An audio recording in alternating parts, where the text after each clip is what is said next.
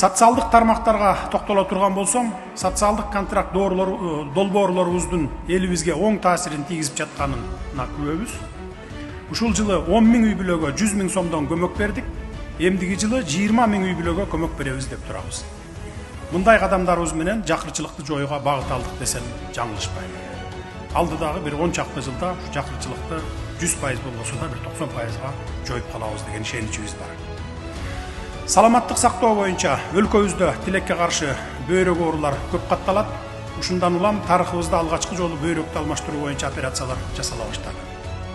Атайын жабдууга президенттин резервдик фондунан 1 миллион доллар бөлүндү. Мындан сырткары 1 миллиард сом бөлүнүп, Кыргыз фармация мамлекеттик ишканасы түзүлдү.